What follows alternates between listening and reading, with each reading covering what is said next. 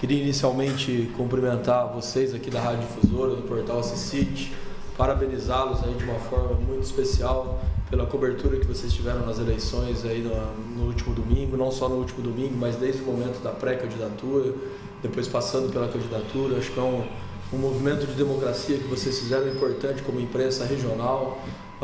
Tanto a marca Assisite quanto a marca Difusora são importantes aí para a nossa região, e vocês levaram informação com qualidade para todas as cidades, né? E fez com que o eleitor pudesse conhecer um pouco mais os candidatos. Estive aqui como pré-candidato, estive aqui como candidato e desejava estar aqui como candidato reeleito nesse caso. Estou aqui como candidato, estou aqui como prefeito reeleito, com muita felicidade, agradecendo vocês inicialmente.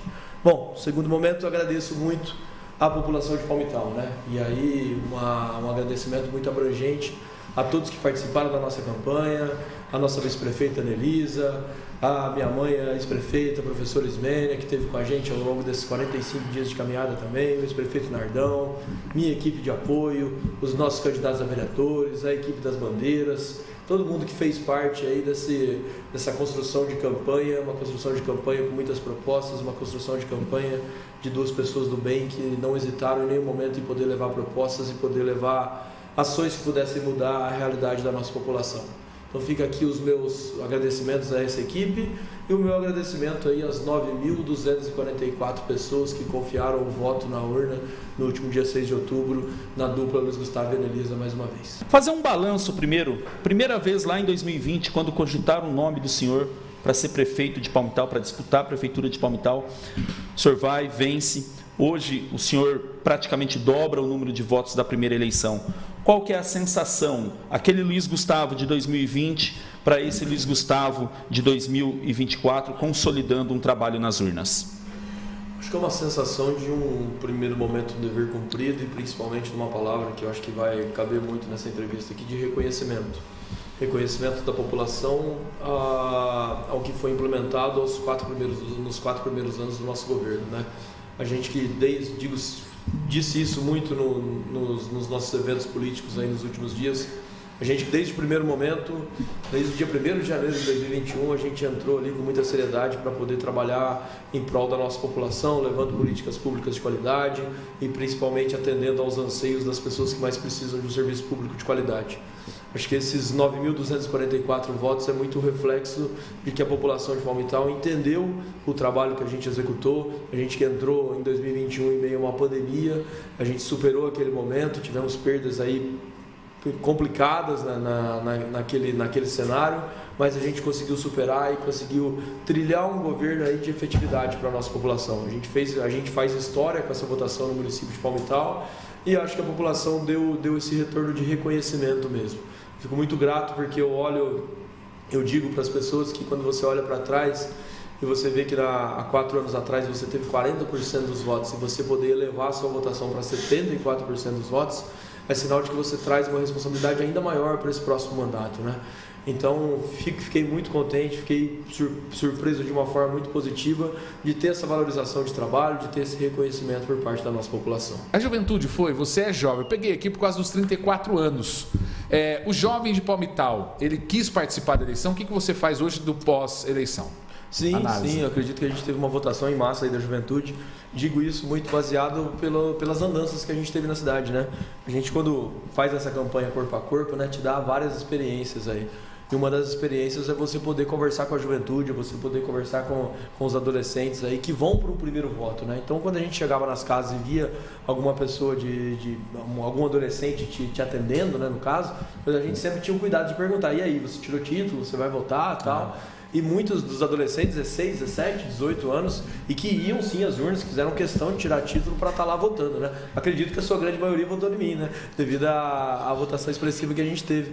Então, acho que é muito bacana, porque parece assim, tem hora que às vezes você fica um pouco descrente da política, né? Devido a tudo que você acaba vendo nos noticiários do dia a dia.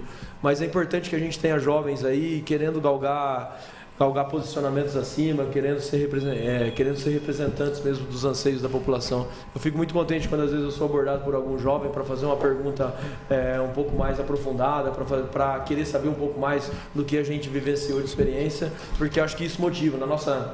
Falando rapidamente, na nossa coligação aí a gente teve dois 2 a 3 representantes aí da juventude que são abaixo de 25, 26 anos e que tiveram uma votação legal, e eu acredito que isso motiva eles para uma próxima eleição e motiva às vezes amigos, pessoas próximas a querer entrar na população, a querer entrar numa eleição. E eu sempre digo que a nossa eleição em 2020 deu um retorno muito legal para a população, né? E veio a coroar agora com uma resposta muito representativa. Em 2020, quando você elege um jovem de 30 anos, que naquele momento era o mais novo da história, e você tem um resultado de 4 anos depois que concordou com esse jovem na administração, faz com que pessoas mais novas olhem para a política de uma forma que, eu posso também representar os anseios da população, mesmo sendo jovem, mesmo tendo às vezes uma desconfiança natural sobre a questão da minha idade, mas que eu posso fazer mais pela cidade. Acho que esse fator motivacional acaba surgindo no dia a dia e da forma como foi construída a política no nosso município. Qual é o perfil do eleitor de Palmital? Diante de todas essas pesquisas e do contato com as pessoas, o que o eleitor de Palmital espera do serviço público, espera da sua cidade, de avanços, de melhoria? Quais são os carros-chefes, as preferências deles com relação ao que eles esperam do gestor público? Eu avalio de duas formas, Elielto. Não sei se eu vou conseguir responder de uma forma clara a sua pergunta, até se eu não responder, você pode me interpelar novamente. Sim. A primeira, quando você tem esse nível de retorno nas urnas, que é 74%, eu acho que as pessoas passam a mensagem clara de que está muito bom. Certo? E pelo menos eu entendo dessa forma. Sim. Prefeito, a gente te avaliou como um trabalho positivo, certo? E por isso você teve esse percentual de votos, esse número aí histórico no nosso município. Então, acho que o primeiro desafio é você manter os serviços públicos eficientes que você tem hoje girando em Palmital. Um segundo desafio é poder corresponder às expectativas dessas pessoas. E aí eu sempre digo, acho que a gente trazer um pouco da questão da gíria popular. O mais difícil não é você chegar, o mais difícil é você se manter no topo. A gente sabe que agora o sarrafo está lá em cima, que não são mais 5.029 pessoas que depositaram o voto em você e que tem uma grande expectativa sobre você. Você tem muito mais que a metade da população. Ou seja, você tem 2/3 da população que confia no seu trabalho, que confiou no que você fez em 4 anos e que tem uma expectativa muito alta voltada para o que você vai fazer agora. Porque ela não avaliou só o histórico de trabalho, ela não avaliou só tudo que eu fiz, ela avaliou o que eu ainda posso entregar ao longo de um futuro próximo. Então, eu acho que, respondendo assim, acho que avalia muito dessa questão do que foi feito para o nível de confiança do que você pode fazer. Eu acho que assim, prefeito, a gente confia em você, não faça menos do que você fez. Eu acho que essa é uma frase que ilustra bem, às vezes, o que a população pode estar sentindo pela gente agora. Segundo mandato, o que você pensa? Aonde andou muito bem? Aonde gostaria que tivesse andado melhor? Qual vai ser agora o planejamento dos próximos 6 meses? Conta um pouquinho dessa história. E você vai quebrar um pouquinho dessa regra? Segundo mandato, o prefeito tira o pé ou em Palmital vai ser diferente? Totalmente diferente, vou acelerar, vou enfiar mais o pé, para te falar a verdade, porque é o que eu falei para você, para mim eu sou um cara que me motiva todo dia por desafio. Se eu perder essa motivação, se eu perder esse brilho, perdeu-se a essência da administração, perdeu-se a essência de tudo que eu construí, do que eu trilhei como política, como administrador ao longo desses 4 anos. Eu quero fazer muito mais pela população, eu quero poder resolver problemas antigos, como a questão da água no nosso município, que foi muito debatida no nosso plano eleitoral. Eu quero poder resolver situações antigas e eu quero poder gerar para a minha população cada vez mais melhorias, para que ela possa entender que o serviço público em Palmital funciona, para que ela possa entender que a gestão Luiz Gustavo Annelisa passou e deixou marcas que vão ser levadas para o resto da vida. A gente inaugurou 2 creches, a gente trouxe poupa-tempo, a gente inaugurou cancha de bocha, a gente iluminou o estádio, a gente fez o complexo esportivo com o nome do meu pai, a gente vai inaugurar agora 167 unidades habitacionais, a gente reformou a piscina pública, a gente reformou o nosso pronto-socorro, reformamos a nossa Santa Casa. Quanta coisa legal que a gente construiu o centro de fisioterapia, quanta coisa legal que a gente fez. Se você não se motivar pelo que você fez, pelo que você pode fazer pelo nosso município, pode fazer um X lá, acabou o mandato e vai embora. Então, acho que assim, a motivação é você mesmo que se autocria, e eu tenho muito isso comigo. Eu tenho condição agora, muito mais amadurecido, olhando às vezes para situações do passado, de poder fazer com que o meu município tenha cada vez mais protagonismo e que eu consiga fazer ações cada dia melhores para a nossa população. Tá, mas aí o segundo, desculpa, Elielto, mas para aí o segundo mandato, aonde vai estar? Você falou sobre abastecimento de água, tá? Mas você já conhece a cidade, passaram-se 4 anos, sabe onde é a dor, onde que está ali. O que você pensa agora para atacar mesmo? Você fala assim, ó, a gente já fez isso, reestruturamos, em 4 anos não deu, mas em 8 dará. O quê? Eu acho que a principal pauta hoje de qualquer governo que você assumir o município seria a questão da água mesmo, né? A gente sofreu muito agora nesse período de estiagem. A gente passou 60 dias aí numa situação muito complicada no município. Que Lá SAI, lembrando que toda a região é SAI, né? SAI. A gente passou aí nos últimos 60 dias situações complicadíssimas na questão do abastecimento de água no município. Alguns bairros aí sofrendo com desabastecimento e que a gente entrou com operações de caminhões-pipa para a gente poder reforçar e poder, de uma certa forma, entre aspas, resolver a situação do morador.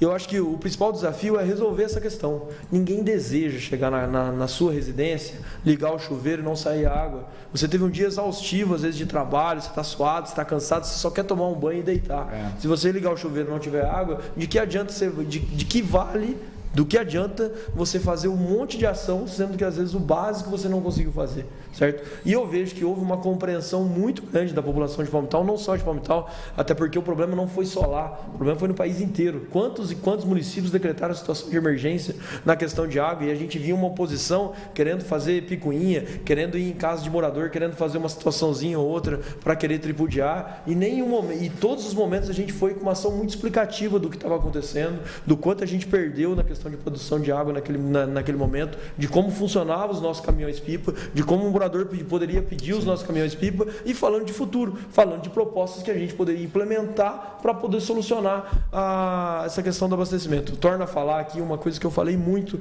nos locais e a população vai poder entender. Diferentemente da iniciativa privada, o poder público, a iniciativa pública, ela demanda uma série de fases e autorizações que não é simplesmente você ter o dinheiro, você vai fazer. Certo? Ela demanda uma série de projetos, análises, governos liberar, como que vai funcionar, explicações, né? É toda uma burocracia e que é ruim para o país, mas não é a gente que vai mudar isso. Certo? E que você precisa de um tempo para poder executar as ações. A gente tem um projeto de uma perfuração de um poço profundo cadastrado no Programa de Aceleração de Crescimento do Governo Federal desde 2023. A gente não conseguiu aportar o recurso ainda. E se a gente conseguir, a gente vai endividar um município para poder fazer agora? Então, assim, você cai diante de algumas situações que você precisa entender qual é a melhor decisão a ser tomada. Só que muitas vezes você pega, principalmente num fator político, uma oposição que quer tripudiar em cima e não quer, às vezes, simplesmente, assim, ó, realmente o problema não é só em Palmital, não adianta às vezes a gente fazer carnaval em cima disso, porque não vai adiantar em nada. A gente viu, vou dar um exemplo aqui, Barretos colapsou o sistema de água do município. Eu vi a prefeita Paula lá vindo diversas vezes a público para tentar explicar para o morador. A gente viu Bauru com o Rio Batalha, com um abastecimento superficial que não consegue suprir mais a necessidade. Bauru, uma cidade, quantos mil habitantes, quantos milhões de investimentos Bauru tem. E outras cidades aqui ao nosso redor também que sofreram com isso. Então, mas a gente sempre trabalhou com muita transparência e verdade. Eu acho que isso foi o ponto-chave. A gente lançou um primeiro vídeo, só rapidamente, a gente lançou um primeiro vídeo falando da água, deu mais de 55 mil visualizações. Eu acho que isso conseguiu chegar para a cidade, para que todo mundo pudesse visualizar de fato o que tem de verdade e o que tem de fake news.